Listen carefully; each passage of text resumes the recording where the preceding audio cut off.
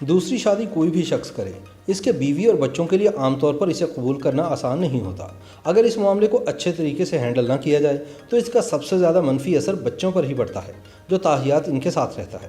وہ ماں باپ جن کی بنیاد پر گھر کی عمارت کھڑی ہو، اگر ان میں ہی بٹوارا ہو جائے تو پھر گھر کا شرازہ تو بکھر کر رہتا ہے۔ پاکستانی شوبز انڈسٹری میں ایسے کچھ ستارے ہیں جنہوں نے گھر کے بڑے بچے ہونے کا فرض بھی نبھایا اور ماں باپ کے درمیان ہونے والے جھگڑوں کو سہا بھی۔ آئیے جانتے ہیں ایسے فنکاروں کی کہانیاں۔ اداکارہ سجل علی کی حال ہی میں آصف رضا میر کے بڑے صاحبزادے احد سے شادی ہوئی ہے اور دونوں کافی خوش بھی ہیں، لیکن سچ تو یہ ہے کہ گھر کی بڑی بیٹی ہونے کی حیثیت سے سجل نے بہت کچھ سہا، وہ بھی سہا جو سہنے کی ان کی عمر بھی نہیں تھی۔ ان کے والد نے ان کی خوبصورت والدہ کو چھوڑ کر دوسری شادی کر لی تھی، جس کی کوئی وجہ آج تک سجل علی کی سمجھ میں نہیں آئی۔ سجل نے گھر کے بڑے بچے کی طرح کام کرنا شروع کیا اور اپنی ماں کو آہستہ آہستہ اس غم سے نکالنا چاہا، لیکن بالآخر ان کی والدہ یہ صدمہ برداشت نہ کر پائیں اور انتقال کر گئی۔ اداکارہ سونیا حسین کا کہنا ہے کہ ان کے والد نے جب دوسری شادی کی تو وہ اس وقت بہت کم عمر تھی اور انہیں پتہ نہیں تھا کہ ان کی امی کیوں بار بار بے ہوش ہو رہی ہیں۔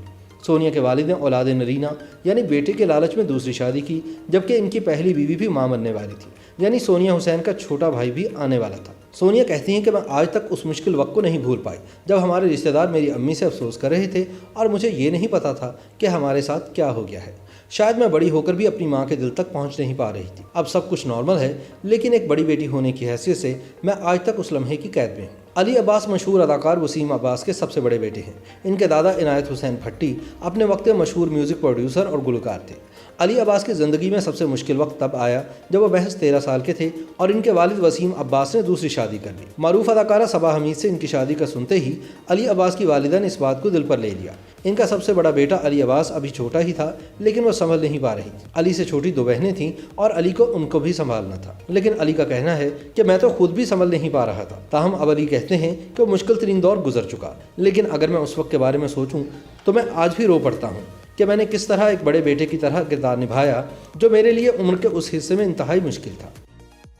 YouTube پر گوگلی نیوز دیکھنے کے لیے youtube.com کی سرچ بار میں googly news T V type کریں۔ گوگلی نیوز کے پیج پر سرخ رنگ کے سبسکرپشن والے بٹن پر کلک کرنا نہ بھولیے۔ YouTube پیج پر اپلوڈ ہونے والی ویڈیوز سے باخبر رہنے کے لیے بیل آئیکن پر کلک کیجیے۔ آپ کو ہر نئی ویڈیو کے بارے میں نوٹیفیکیشن موصول ہو جائے گا۔